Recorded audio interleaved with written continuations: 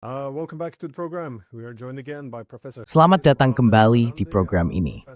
Kita kembali bersama Profesor Said Mohamed Marandi, dosen di Universitas Teheran dan mantan penasihat tim negosiasi nuklir Iran.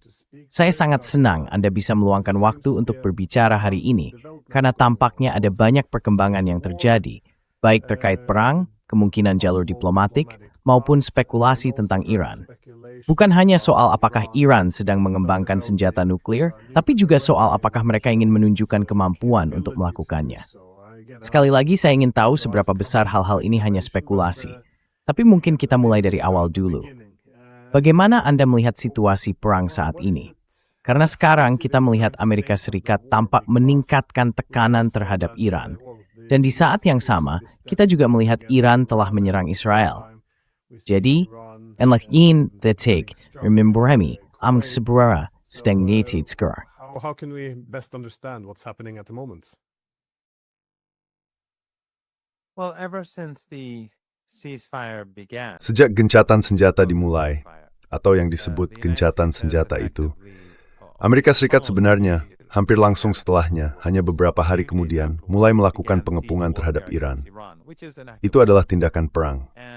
Tapi ini seperti pedang bermata dua, karena ekonomi global ikut anjlok akibatnya. Selain itu, sesekali Amerika Serikat juga melancarkan serangan ke wilayah Iran. Iran sendiri tidak pernah memulai pelanggaran gencatan senjata. Selalu Amerika Serikat yang melakukannya. Dan menariknya, ketika Trump bilang di wilayah itu hal-hal seperti ini memang terjadi, sebenarnya tidak. Hanya Amerika Serikat dan sekutunya yang terus-menerus melanggar gencatan senjata.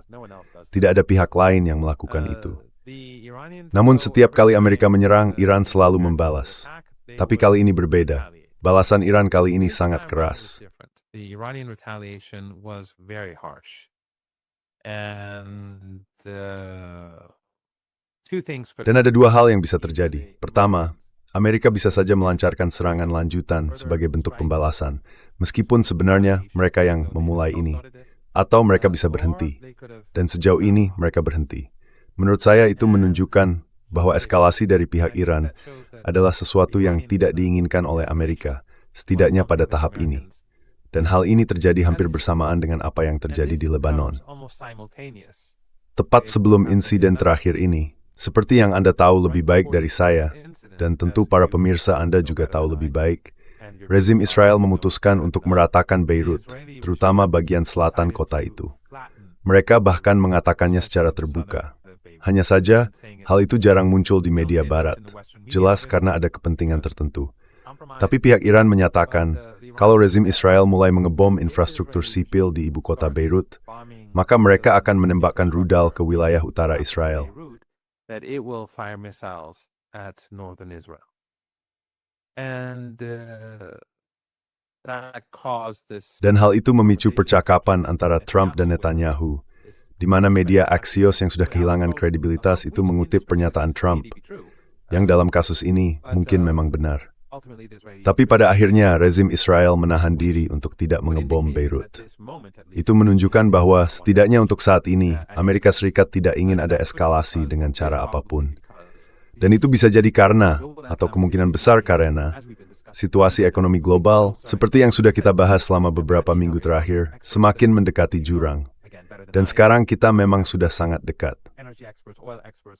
Para ahli yang Anda kenal, ahli energi, ahli minyak, ekonom, telah mengatakan bahwa bulan Juni akan menjadi titik balik dalam krisis ekonomi, karena cadangan strategis minyak akan habis, atau hampir habis. Will be depleted or close to depletion. And of course the shortages of all the other goods that are missing. Dan tentu saja kekurangan berbagai barang lain yang sekarang hilang dari pasar akibat blokade di Selat Hormuz, seperti helium, berbagai jenis petrokimia, LNG, dan juga pupuk. Semuanya ini, menariknya, dari yang saya baca, banyak di antaranya juga akan sangat langka selama periode bulan Juni dan Juli. Jadi ada banyak tumpang tindih dalam kekurangan dan jenis komoditas yang akan mengalami kelangkaan. Bagaimanapun juga, saya rasa Amerika Serikat sekarang sangat khawatir akan terjadinya eskalasi. Karena mereka tahu kalau situasi memanas, maka tidak akan ada negosiasi, dan tidak akan ada lagi pesan yang dikirim bolak-balik.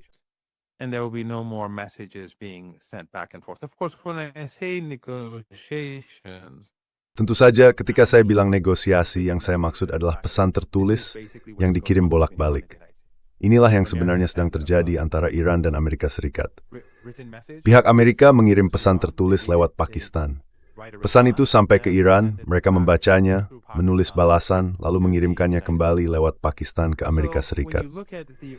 Jadi kalau kita lihat respons keras Iran di kawasan Teluk Persia, alasan mereka menyerang Kuwait dan Bahrain adalah karena kedua rezim itu terlibat secara mendalam dalam serangan Amerika terhadap Iran.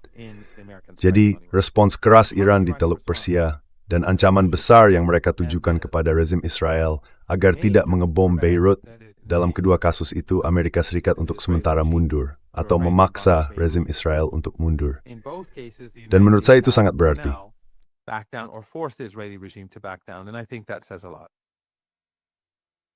Yeah, so to summarize, the US continues. Jadi kalau dirangkum, Amerika Serikat terus melakukan serangan-serangan pengintaian ini sampai Iran mulai melawan balik. Kita juga terus melihat situasi ekonomi global yang makin memburuk. Dan saya juga dengar hal yang sama, bahwa bulan ini bisa jadi titik balik yang sangat sulit. Tapi Trump, ya, pendekatannya terhadap hal ini, dia seperti anak gembala yang berteriak serigala. Hari pertama, dia bilang mereka hampir mencapai perdamaian dengan Iran. Hari kedua, dia bilang akan menghancurkan Iran.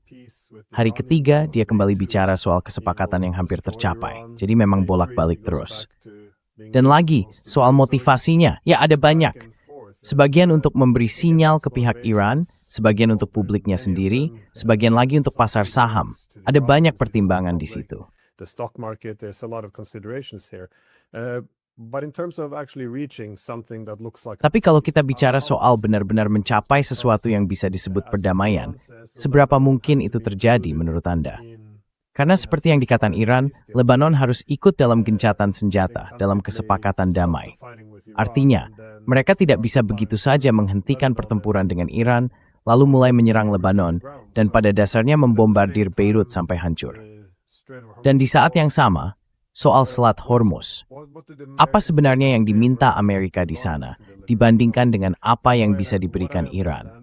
Karena sejauh yang saya pahami, Iran pada dasarnya sudah menjalankan semacam pos pungutan di sana.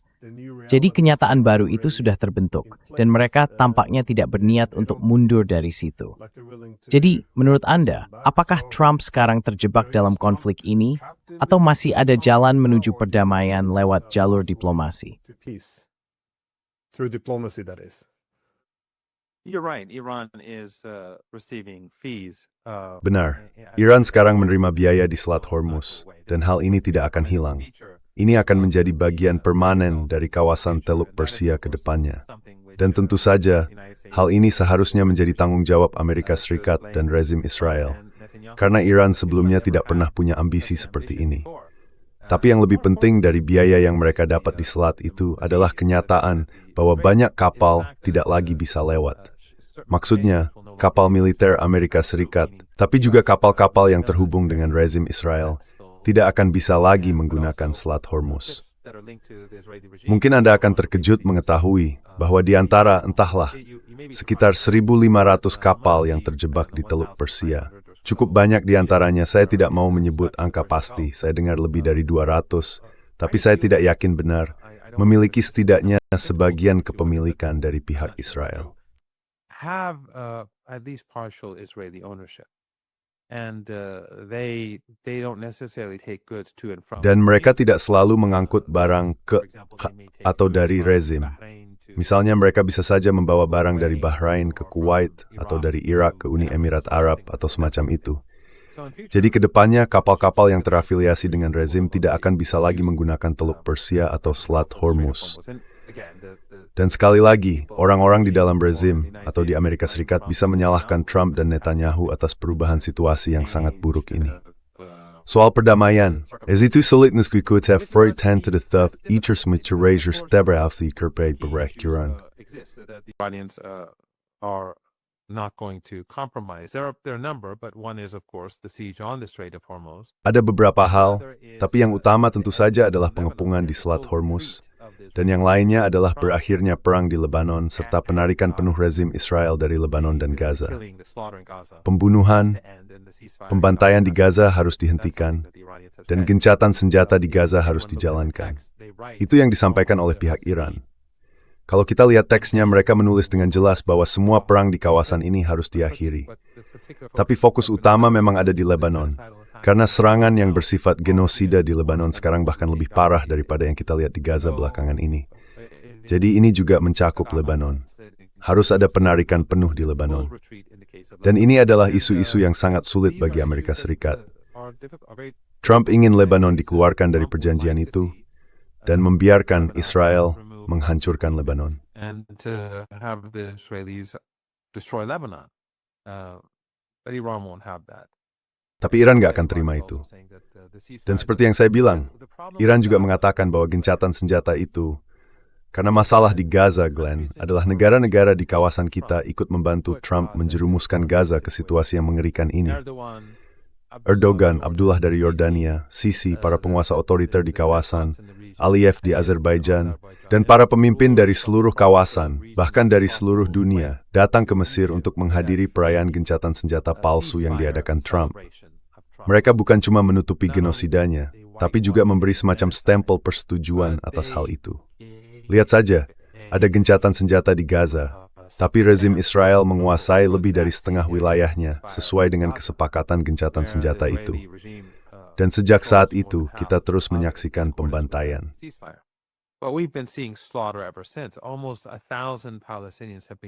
Hampir 1.000 warga Palestina telah dibunuh sejak gencatan senjata dimulai. Perempuan dan anak-anak. Kalau penembak jitu, Israel menembak ke arah tenda tempat anak-anak sedang belajar dan membunuh mereka. Mereka bahkan membakar anak-anak hidup-hidup beberapa hari lalu di dalam tenda mereka. Maksud saya, ini jelas bukan tindakan yang ditujukan kepada Hamas. Padahal dalam situasi gencatan senjata, seharusnya tidak peduli apakah itu Hamas, Jihad Islam, atau siapapun, termasuk Hizbullah. Kalau ada gencatan senjata, ya artinya gencatan senjata. Tapi bagaimanapun juga, karena sekarang ada gencatan senjata di Gaza, Iran hanya bisa menuntut sejauh tertentu. Karena gencatan senjata itu disepakati oleh Hamas di bawah tekanan besar dari rezim-rezim regional yang tidak melakukan apapun untuk mereka.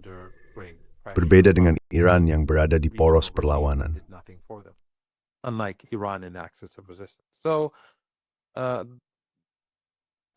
Jadi kecuali rezim Israel dipaksa untuk mundur, yang jelas akan sangat sulit. Tapi perlawanan di Lebanon sejauh ini cukup efektif. Maksud saya, ancaman dari Iran punya peran besar, tapi Hezbollah juga beroperasi dengan sangat baik. Saya rasa banyak penonton Anda, kalau bukan semuanya, sudah melihat gambar-gambar drone yang menyerang target rezim Israel di seluruh wilayah selatan Lebanon, bahkan sampai ke bagian utara Palestina yang diduki. Jadi, dengan perbedaan seperti ini, memang sulit untuk mencapai kesepakatan, tapi bukan berarti mustahil. Dan Trump butuh sebuah kesepakatan. Amerika sekarang menunjukkan rasa urgensi yang jauh lebih besar untuk mencapai kesepakatan dengan Iran dibanding sebelumnya, terutama dalam beberapa minggu terakhir.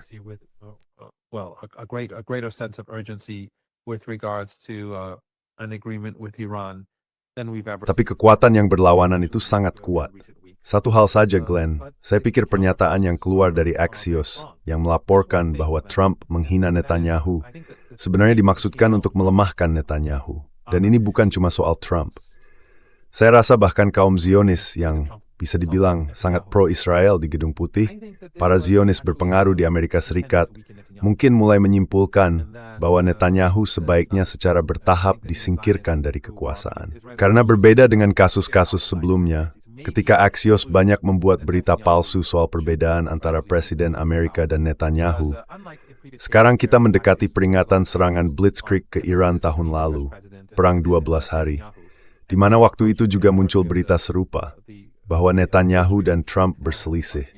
Trump ingin memberi waktu lebih lama untuk negosiasi, dan kemudian mereka menyerang Iran.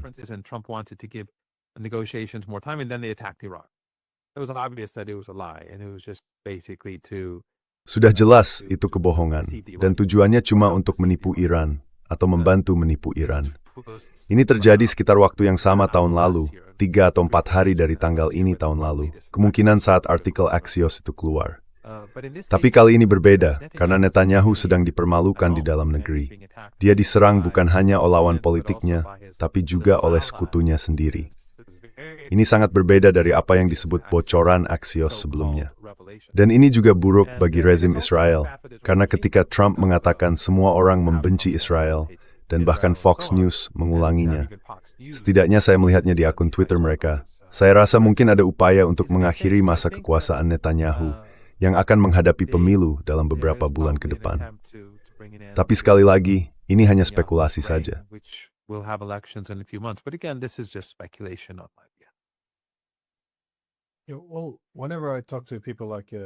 Jadi, setiap kali saya berbicara dengan orang seperti Profesor Mearsheimer, dia selalu menekankan bahwa meskipun Amerika Serikat dan Israel itu bisa dibilang sangat dekat, kalau kepentingan strategis utama Amerika Serikat terancam, bisa jadi inilah saatnya ketika Amerika akan menempatkan kepentingannya sendiri di atas kepentingan Israel. Artinya, kalau itu hanya kepentingan yang sifatnya pinggiran, Amerika akan mendahulukan Israel. Subordinates in all, like your pro-Ruthin, I'm an intimate extinct.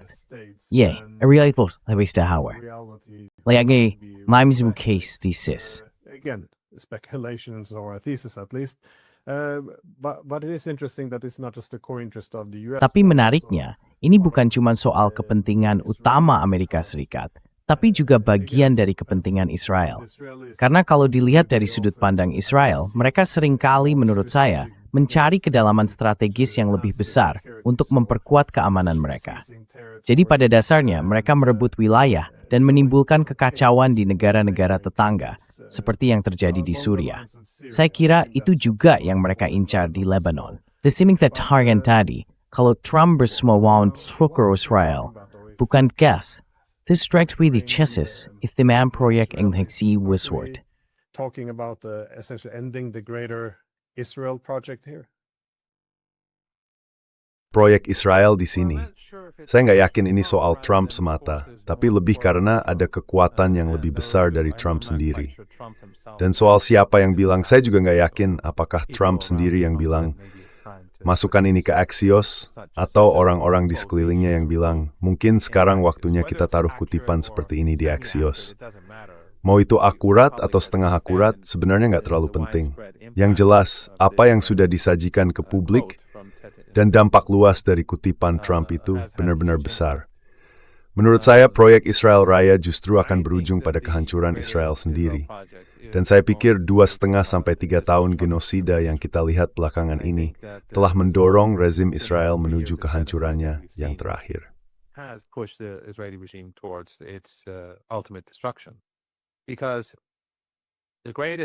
Karena ancaman terbesar bagi rezim Israel bukanlah tentara dari negara-negara tetangganya.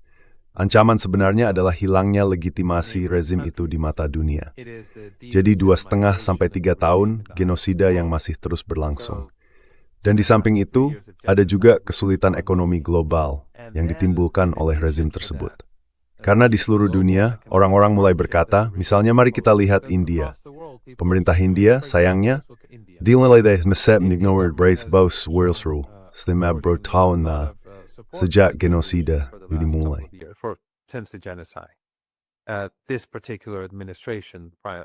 Pemerintahan yang sekarang ini, yaitu pemerintahan Perdana Menteri Modi, sementara rezim Israel menunjukkan sikap yang sama sekali tidak peduli terhadap kepentingan rakyat dalam perang melawan Iran dan apa yang terjadi di Selat Hormuz. Jadi kesulitan yang terjadi di India, di Uganda, di Argentina, atau dimanapun akan disalahkan pada Trump dan Netanyahu, dan memang sedang disalahkan pada mereka. Menurut rekan-rekan saya di India, suasana di sana sudah berubah. Mayoritas sekarang menentang Trump. Mereka tidak suka Trump lagi. Dan tentu saja, hal yang sama juga berlaku untuk rezim Israel. Suasananya sudah berubah.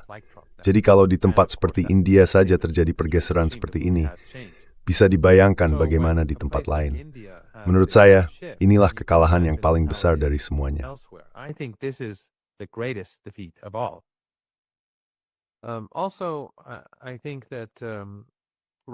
Saya juga berpikir saat ini inilah strategi Iran. Selama beberapa minggu terakhir, memang ini strategi Iran. Meningkatkan tekanan terhadap Amerika, sampai mereka mencapai kesepakatan, dan terus melanjutkan langkah ini sampai Amerika Serikat menyimpulkan bahwa mereka harus memprioritaskan kepentingan sendiri di atas rezim Israel. Jadi pengepungan yang dilakukan Amerika, yang sebenarnya adalah pedang bermata dua, sedang memukul ekonomi global. Jelas gapnya Iran. Kesulitan ekonomi di Iran memang nyata, tapi orang Iran tetap before. Beat straw assassin me is a two-death wall be. Inflicted on Iranians. Iranians know that this is a fight for their survival. So what the Iranians are attempting to do is not to wreck the global. Jadi yang coba dilakukan oleh Iran itu sebenarnya bukan untuk menghancurkan ekonomi global. Itu sama sekali bukan tujuan Iran. Tapi mereka ingin terus melanjutkan langkah ini sampai Amerika Serikat sampai pada titik di mana kalau kita terus menjalankan pengepungan dan kebijakan seperti ini, justru ekonomi kita sendiri yang akan hancur. Karena itu, kita harus mengambil keputusan yang memprioritaskan Amerika Serikat, kepentingan Amerika Serikat di atas kepentingan Israel. Menurut saya, ini mirip dengan apa yang dibicarakan Profesor Mearsheimer. Dan saya pribadi percaya, meskipun saya belum melihat ada orang lain yang mengatakan hal ini. Jadi bisa saja ini hanya spekulasi saya sendiri. Saya percaya laporan dari Axios itu bisa dilihat dalam konteks ini. Meskipun saya tahu laporan itu awalnya diajukan oleh para profesor dari Israel.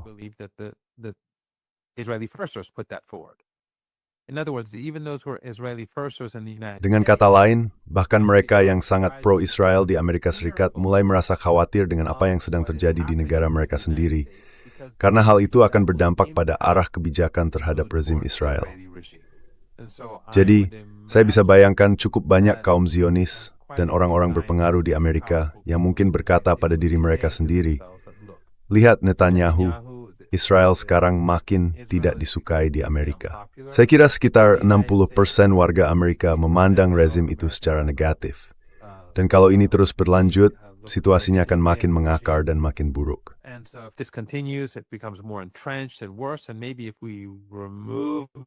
Dan mungkin kalau kita menyingkirkan Netanyahu dan menggantinya dengan orang lain, dengan sosok lain yang sama-sama kejam, kita bisa bilang bahwa genosida dan semua itu adalah tanggung jawab Netanyahu, dan sekarang ini pemerintahan baru, dan seterusnya.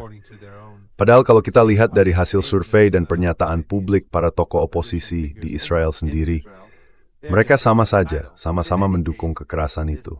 Tapi bagaimanapun juga, dari sisi hubungan masyarakat, mereka bisa memanfaatkan momen ini untuk mencoba mengubah suasana hati publik di Amerika Serikat.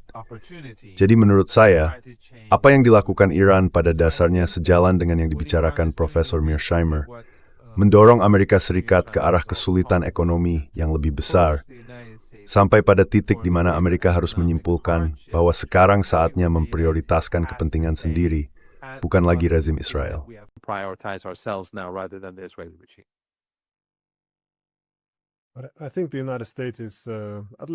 Saya rasa Amerika Serikat, setidaknya perlahan-lahan, mulai menyadari bahwa mereka tidak bisa memenangkan perang ini secara militer. Tapi saya bertanya-tanya, sejauh mana Amerika bisa menerima perdamaian? Maksud saya, mereka tidak bisa berperang, tapi juga tidak bisa menerima damai.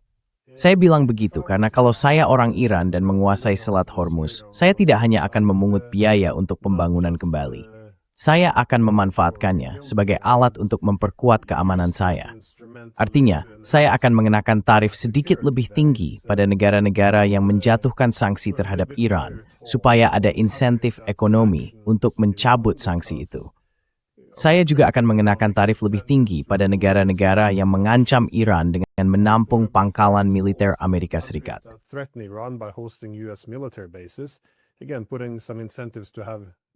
Sekali lagi, dengan memberi insentif supaya mereka mau mengurangi atau bahkan menghapusnya sama sekali. Dan juga, bisa saja diberlakukan tarif yang lebih tinggi bagi negara-negara yang menjual minyaknya dalam dolar Amerika, untuk pada dasarnya mengakhiri sistem petrodolar yang membuat kepentingan keamanan Amerika begitu erat terikat dengan kawasan itu. Sekali lagi, ini bukan ajakan atau dukungan. Saya hanya kalau saya orang Iran, saya akan berasumsi bahwa ini bukan semata soal ganti rugi dan pembangunan kembali. Jadi saya kira pemikiran seperti ini juga mungkin muncul di Washington. Menurut Anda, sejauh mana Iran akan menggunakan ancaman di Selat Hormuz secara strategis seperti ini untuk memperkuat keamanan ekonomi dan militernya. Dan sejauh mana Amerika bisa menerima perdamaian di bawah kondisi seperti itu?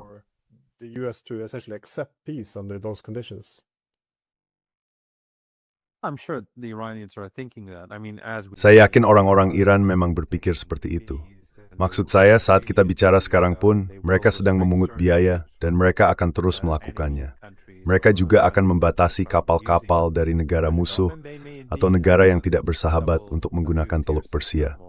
Dan bisa jadi, mereka akan punya sistem ganda, 2 tingkat, atau mungkin tarif khusus untuk negara sahabat, dan tarif yang kurang menguntungkan untuk negara yang tidak bersahabat. Saya rasa, itu memang sesuatu yang pasti sudah mereka bicarakan. Saya yakin. Saya sangat sulit percaya bahwa Amerika Serikat bisa mencapai kesepakatan damai apapun dengan Iran. Amerika Serikat yang sekarang ini, pemerintahan ini, negara ini, saya paham.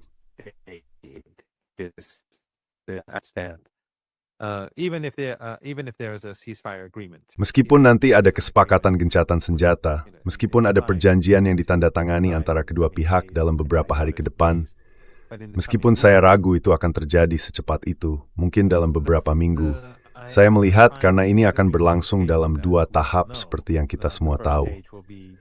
Tahap pertama adalah mengakhiri blokade, menghentikan serangan genosida terhadap Lebanon dan penarikan pasukan, juga tentu saja di Gaza, lalu pengembalian aset Iran yang dicuri, serta pencabutan sanksi terhadap ekspor minyak dan energi Iran selama masa perjanjian itu berlaku.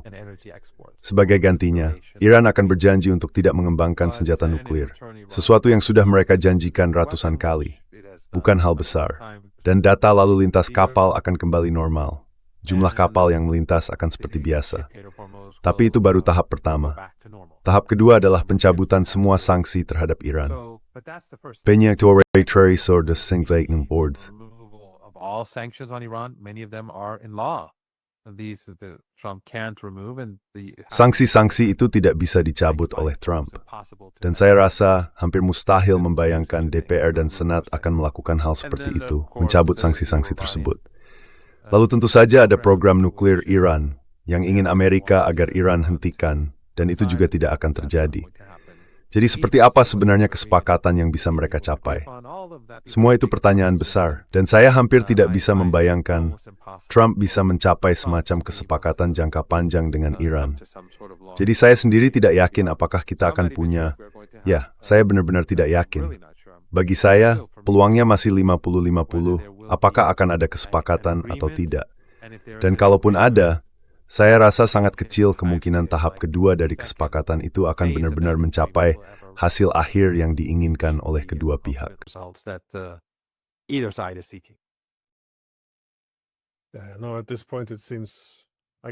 Sekarang, pada titik ini sepertinya, saya kira lebih mungkin akan terjadi gencatan senjata yang diperpanjang, sambil terus dilakukan negosiasi soal syarat-syaratnya.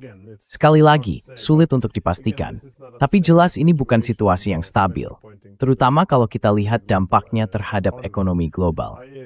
Belakangan ini saya juga banyak membaca spekulasi tentang senjata nuklir Iran. Saya tidak akan mengatakan bahwa Iran punya program senjata nuklir, atau bahwa mereka sudah memiliki senjata nuklir. Tapi asumsi yang sering muncul adalah bahwa Iran ingin menempatkan diri sebagai negara ambang batas. Artinya, kalau misalnya Israel menyerang Iran dengan senjata nuklir, Iran akan berada dalam posisi untuk dengan cepat melampaui ambang itu, merakit beberapa senjata nuklir sederhana lalu melakukan serangan balasan.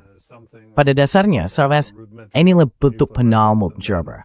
Remute knowing fixing emit semogrid, atatur tenward. Having nuclear deterrent without becoming a nuclear power. Again, you can assume Japan or other countries would. Sekali lagi, kita bisa berasumsi bahwa Jepang atau negara lain mungkin akan melakukan hal yang serupa. Tapi ada juga yang berspekulasi bahwa Iran mungkin ingin mengirim pesan yang kuat dengan melakukan uji coba nuklir atau sesuatu yang sejenis. Saya ingin tahu bagaimana pandangan Anda soal ini. Karena di satu sisi, itu bisa menjadi bentuk pencegahan yang sangat kuat. Tapi di sisi lain, langkah seperti itu mungkin justru membuat banyak negara berbalik menentang niat baik Iran. Jadi, saya sendiri belum yakin harus menilai ini seperti apa. Karena itu saya pikir, siapa lagi yang lebih tepat untuk diajak bicara selain mantan penasihat tim negosiasi nuklir Iran? Former advisor to Iran's nuclear negotiation team. I have Persis menurut Layanda. for Larry Johnson and Pepe Escobar itu. Larry Johnson dan Pepe Escobar, dia juga teman baik saya dan saya sangat menghormatinya. Saya kenal keduanya secara pribadi. Kami pernah bersama dan saya sering mendengarkan pandangan mereka tentang berbagai isu, karena mereka memang banyak tahu. Tapi dalam hal yang satu ini, saya tidak punya informasi apapun tentang topik tersebut. Sampai sekarang, kebijakan Iran bukan untuk mengejar senjata nuklir, dan hal itu sudah dinyatakan secara terbuka. All the fatwas then you very small. And it's been stated in public. There's a fatwa. And that Usior, Inantuani News, Team Wed Tinam Shiath. In Shia Islam, of course, Dalam Islam Syiah tentu saja seorang mujtahid, yaitu ahli yang sangat berkompeten, seorang ahli fikih. Bagi dia, dalam Islam Syiah, pintu ijtihad atau pintu penetapan hukum itu terbuka. Berbeda dengan dalam Islam Sunni. Jadi waktu dan tempat punya pengaruh terhadap hukum dan peraturan agama. Hukum bisa berubah. Tentu saja dasarnya tetap, ini bukan relativisme, tapi hukum juga dipengaruhi oleh waktu dan tempat. Jadi misalnya di Norwegia, mungkin terberikan betul-betul di Henan di Mort Mom, but di Brasil, dan di Berbrain, di Arabia. Dan setiap yang terbot. Iran. And the different eras are different. So the 21st century is different from the 20th. Jadi abad 21 itu berbeda dari abad 20. Waktu dan tempat sangat penting. Konteksnya juga penting. Ayatollah Khamenei sudah jelas dalam fatwanya bahwa tidak akan ada senjata nuklir. Tapi bahkan pada waktu itu, kami punya Dr. Larijani yang gugur dalam perang ini, dan beliau adalah Ketua Dewan Keamanan Nasional tertinggi. Ia pernah mengatakan, sebenarnya sebelum menjabat sebagai Ketua Dewan, saat masih menjadi penasihat pemimpin, bahwa kalau ada ancaman yang mengancam keberadaan Iran secara eksistensial, maka sikap nuklir Iran akan berubah. Iran's existence, Iran's nuclear posture would change. Dr. Harazi, who is the Dr. Harazi, yang pernah menjabat sebagai Menteri Luar Negeri selama 8 tahun di masa kepemimpinan Khatami, dan juga pernah menjadi penasihat bagi pemimpin tertinggi, keduanya gugur dalam perang ini. Mereka orang-orang di bidang kebijakan luar negeri. Beliau juga pernah mengatakan bahwa Iran sebenarnya sudah bisa membuat senjata nuklir sejak bertahun-tahun lalu. Tapi Iran memilih untuk tidak melakukannya. Kalau tidak salah, beliau juga pernah menyebut bahwa kalau ada ancaman yang bersifat eksistensial, saya tidak sepenuhnya ingat, mungkin saya keliru, tapi Dr. Larijani memang pernah mengatakan hal itu. Namun Dr. Harazi menegaskan bahwa Iran sudah memiliki kemampuan untuk membuat senjata nuklir sejak lama, dan tetap memilih untuk tidak melakukannya. Dan saya kira beliau juga mengatakan lagi, kalau Iran berada di bawah ancaman eksistensial, maka sikap nuklirnya bisa saja berubah. Yusuf Bausmer Ayatollah Khamenei, posisi Iran tetap seperti itu. the march of Ayatollah Khamenei, Iran had that position. And the leader now, Ayatollah Sayyid Mujtaba Khamenei, Dan sekarang, he would have to pemimpinnya, Ayatollah Sayyid Mujtaba Khamenei, dia harus fatwa yang berlaku saat ini tetap berlaku, tapi kalau dia memutuskan untuk mengeluarkan fatwa yang berbeda, dia berhak melakukannya. because as I said, Karena seperti yang saya bilang, dia adalah orang yang berbeda, dan dia akan punya fatwanya sendiri. Dalam hukum fikih Syiah, waktu dan tempat itu penting. Pintu ijtihad dalam fikih Syiah tetap terbuka. Jadi konteks waktu dan tempat berpengaruh. Tapi saya tidak melihat ada perubahan dalam pernyataan publik atau dalam suasana di kalangan tokoh senior pemerintahan dan negara. Saya tidak melihat perubahan itu. Saya juga tidak melihat adanya perasaan bahwa Iran sedang menghadapi ancaman eksistensial, setidaknya untuk saat ini. Meskipun opini publik memang sudah berubah sebelum perang 12 hari, sekitar setahun yang lalu, karena negara, pemerintah, Terry Reserves membawa mereka tingkat senjata nuklir. New Brokankan soal fatwa itu. Senior figures were saying we do not want nuclear weapons. They would always stress on the fatwa. Back then, the mood was almost 50-50. Waktu itu, suasana di kalangan rakyat Iran biasa hampir terbagi dua, 50 banding 50. Setelah perang 12 hari, menurut jajak pendapat, sebagian besar orang Iran ingin negaranya punya senjata nuklir. Dan saya membayangkan setelah perang yang sekarang ini, meskipun masih berlangsung, kemungkinan besar jumlahnya bahkan lebih banyak lagi. Dari pengalaman pribadi saya di jalan-jalan Teheran, ketika orang mendekati saya, mereka sering bertanya, kenapa kita nggak punya senjata nuklir? Saya rasa, sekarang ini mayoritas yang kuat memang menginginkannya. Tapi saya tidak berpikir negara pada saat ini benar-benar menginginkannya. Saya sudah mendengarkan apa yang dikatakan Larry, juga apa yang disampaikan Pepe.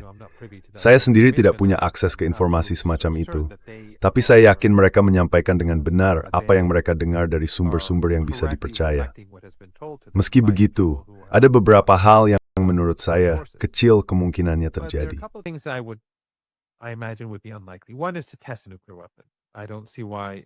Salah satunya adalah melakukan uji coba senjata nuklir. Saya tidak melihat alasan, misalnya kalau Iran di suatu waktu nanti berada dalam situasi yang bisa dibilang mengancam keberadaannya, kenapa Iran harus menguji senjata nuklir? Saya tidak melihat perlunya hal itu, apalagi sekarang dengan teknologi dan simulasi berbasis AI dan sebagainya. Menurut saya mereka tidak perlu, siapapun tidak perlu melakukannya. Untuk apa membuang satu senjata nuklir misalnya? Jadi saya tidak punya informasi, saya juga tidak bisa menolak apa yang mereka katakan. Tapi saya tidak melihat logika di balik pengujian senjata nuklir. Dan saya juga tidak melihat tanda-tanda atau indikasi dari para pejabat Iran bahwa negara itu sedang bergerak ke arah sana. Saya tidak merasa bahwa negara itu saat ini berada dalam ancaman yang mengancam keberadaannya.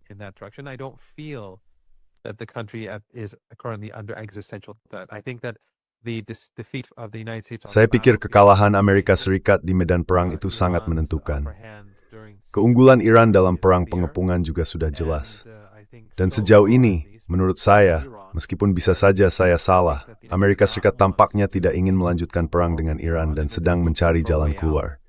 Mereka juga percaya, mungkin banyak kalangan Zionis, termasuk di dalam pasukan Israel sendiri, yang menilai bahwa menurunkan ketegangan mungkin lebih baik bagi rezim Israel.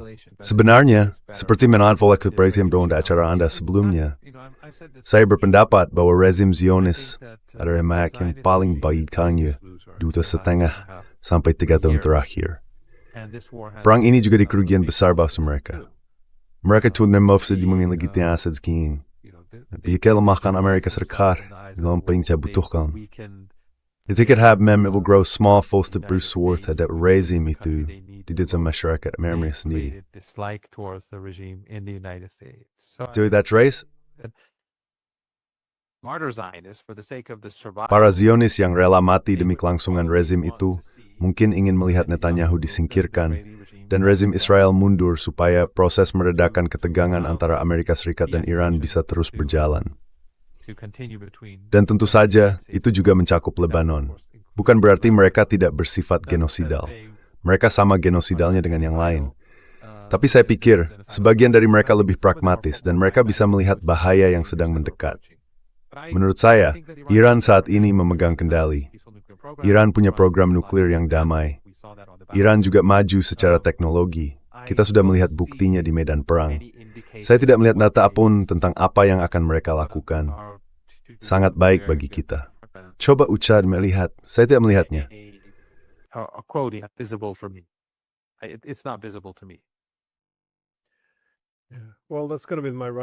Ya, saya akan berasumsi begitu, bahwa alasan utama untuk tidak memiliki senjata nuklir mungkin karena penyebarannya yang bisa diprediksi di kawasan itu.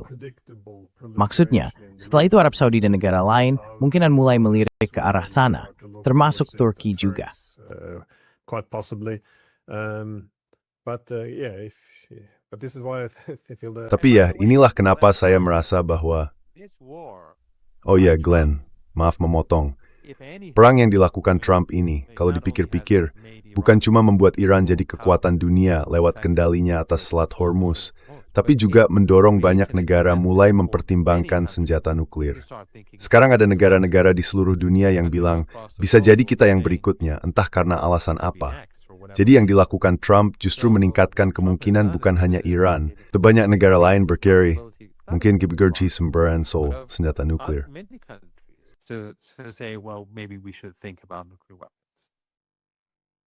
Ya, jadi itu sebenarnya yang mau saya sampaikan. Alasan utama sebuah negara ingin memiliki senjata seperti itu adalah kalau mereka merasa terancam, kalau mereka takut negaranya bisa lenyap.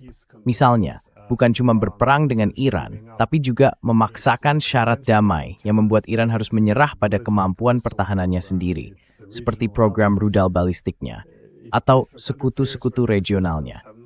Kalau sebuah negara takut akan kelangsungan hidupnya dan tidak punya lagi pertahanan konvensional, ya, itu resep sempurna untuk penyebaran senjata nuklir.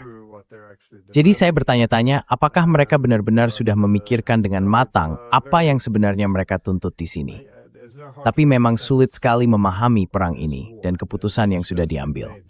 Nah, satu pertanyaan terakhir, singkat saja. Kalau bicara soal niat Amerika Serikat, apakah mereka mau terus berperang atau mencari perdamaian? Bagaimana Anda melihat posisi kekuatan militer mereka sekarang? Menurut Anda, mereka sedang memperkuat pasukan, menguranginya, atau hanya mempertahankan yang ada? Karena saya sendiri tidak mendapat informasi itu.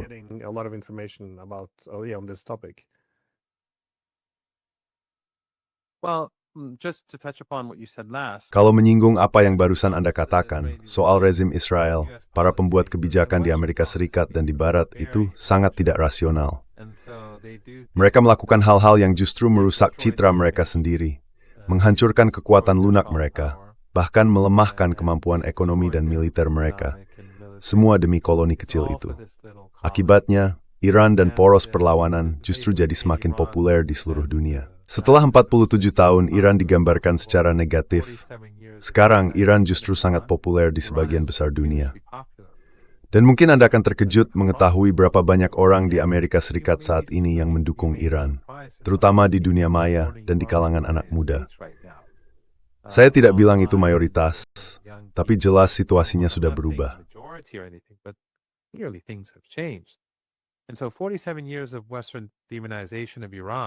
Jadi, 47 tahun upaya Barat untuk mendemonisasi Iran kini runtuh, karena kalau sudah menyangkut Israel, mereka jadi begitu tidak rasional dan tidak masuk akal. Jadi kebijakan ini, atau mungkin gagasan yang sekarang mulai tumbuh di kalangan para pembuat kebijakan di seluruh dunia, bahwa kita harus punya semacam upaya pencegahan di masa depan. Semua ini muncul akibat kebijakan Barat. Tapi bukan cuma itu. Lihat saja munculnya BRICS, Organisasi Kerjasama Shanghai, pergeseran aliansi, dan berkembangnya gagasan tentang dunia multipolar. Semuanya juga akibat dari kebijakan Barat dan kebijakan imperial. Jadi ini bersifat global, tapi itu yang dikautlisa dengan rezim Israel, mereka memang bias rasional.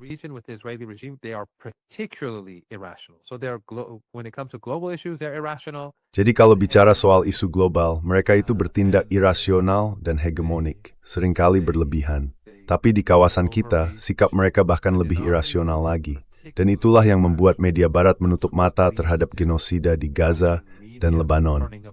Maksud saya, di Gaza media Barat bilang, mereka tidak punya kehadiran di sana.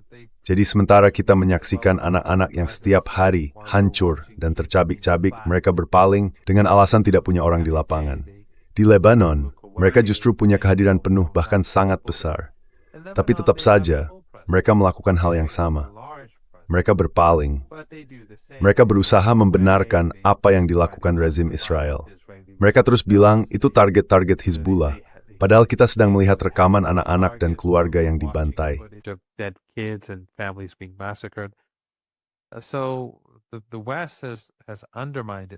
Jadi Barat benar-benar telah merusak dirinya sendiri. Karena itu, ketika menyangkut Israel, tidak ada moralitas sama sekali. Penalaran dan logika mereka disingkirkan, dan mereka jadi benar-benar tidak logis serta tidak masuk akal.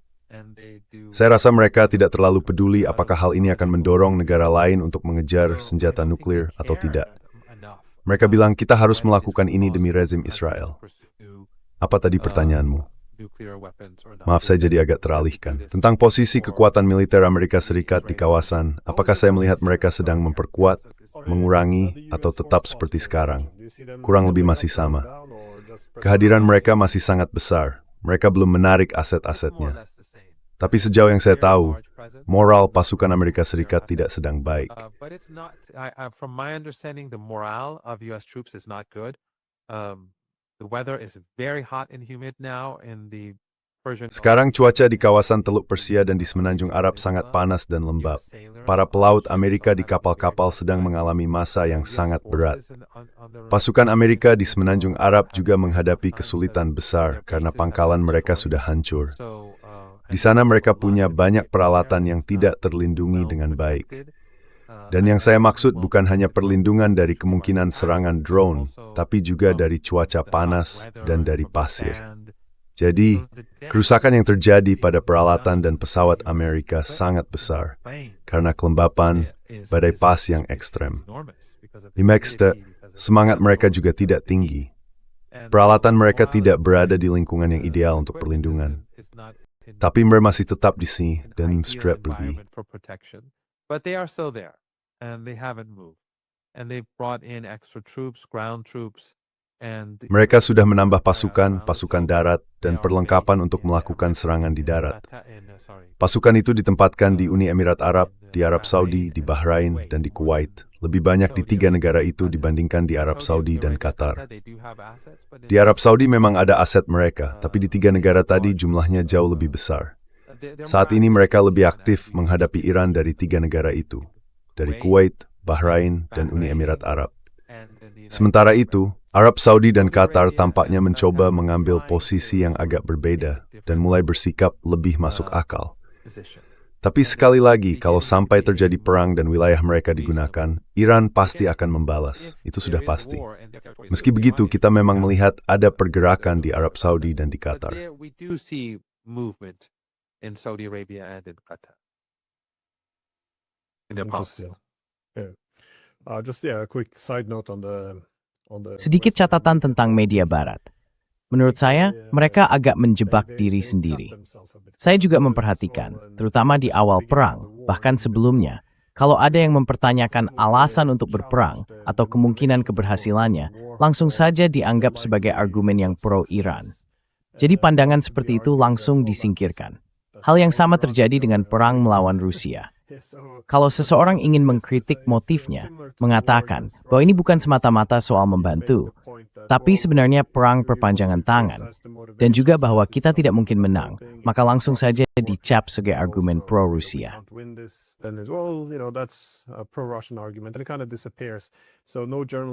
Dan hal itu seolah menghilang begitu saja. Jadi, tidak ada jurnalis yang mau terlihat seolah berpihak pada Iran. Ironinya justru disitulah sumber dari semua kerugian yang mereka buat sendiri. Kalau saja mereka jujur misalnya, bahwa Iran melihat situasi ini sebagai ancaman terhadap keberadaannya, maka bisa diprediksi bahwa Iran akan siap menanggung banyak penderitaan kalau keberadaannya terancam. Dan kalau mereka juga jujur soal kekuatan tempur Iran, itu juga akan sangat penting. Tapi ya, menurut saya ini bentuk kerugian diri sendiri karena terjebak dalam narasi-narasi itu. Tapi baiklah, ada pemikiran terakhir? Satu poin terakhir saja. One final point, just one final point. Last night I was in, the British channel. Tadi malam saya tampil di Maksud Saya di Channel 4 News Inggris. Kadang-kadang mereka memang agak berbeda dari media Inggris lainnya dan beberapa jurnalisnya juga lebih menonjol dari yang lain. Jon Snow misalnya, yang dulu jadi pembawa berita utama mereka, menurut saya orangnya sangat baik dan cukup unik di dunia media televisi Inggris. Mereka mengirim tim ke Iran, dan saya muncul di acara mereka tadi malam selama beberapa menit. Saya ikut turun ke jalan bersama mereka. Dalam 4 menit itu, pembawa acaranya, yang menurut saya salah satu jurnalis yang cukup bagus, bilang, "Ya, tapi kan, di Iran saya lihat orang-orang di jalan tampak takut mendekati kami karena ada penjaga di sekitar." Saya sendiri tidak banyak menanggapi waktu itu karena sepertinya koneksi sedang kurang bagus saat itu.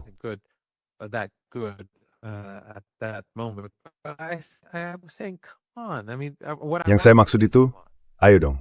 Maksud saya, yang ingin saya katakan adalah, ayo dong. Setelah 3,5 bulan perang, setelah semua yang sudah dilakukan oleh Amerika, jelas di mana posisi rakyat Iran. Tapi kamu masih mau bilang ini negara polisi. Maksud saya, yang paling penting, pesan yang ingin kamu kirim ke Barat itu adalah, Dan kamu lihat sendiri, semua orang turun ke jalan. If people are cautious of Kalau orang-orang berhati-hati terhadapmu, itu bukan karena mereka takut pada penjaga, tapi karena pada dasarnya mereka nggak percaya padamu.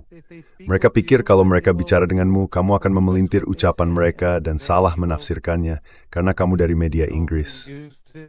Tapi dia bilang, saya melihat orang-orang di jalan yang takut mendekati saya. He says, I see people in the streets who are afraid to approach me. I say, how do you know they're afraid? I mean, what do you see in their eyes? What is visible? Saya bilang, bagaimana kamu tahu mereka takut? So the Apa yang problem kamu lihat di is mata that mereka? narrative Apa yang terlihat di sana?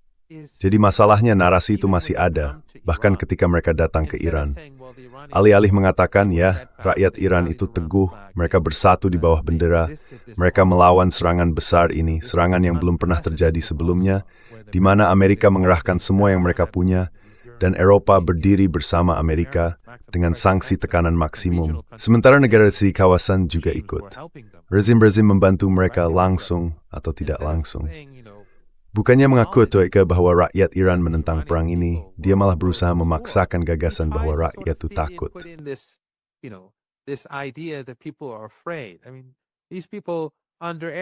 Maksud saya begini, orang-orang yang hidup di bawah serangan udara itu tidak takut berdiri di jalan dan melakukan protes. Ketika aksi protes mereka dibom, mereka tidak takut dan tidak lari. Saat orang-orang dibunuh di depan mata mereka di jalan, mereka tetap tidak lari. Tapi tetap saja, media barat, saya tidak bilang reporternya orang jahat, saya bisa bayangkan, supaya tetap dianggap relevan di Inggris, reporter itu harus berbicara seperti itu, mengatakan hal-hal seperti itu, supaya dia tidak dituduh, seperti yang Anda bilang, berpihak pada rezim pro-Iran atau mengulang narasi yang dianggap berasal dari rezim Iran dan semacamnya.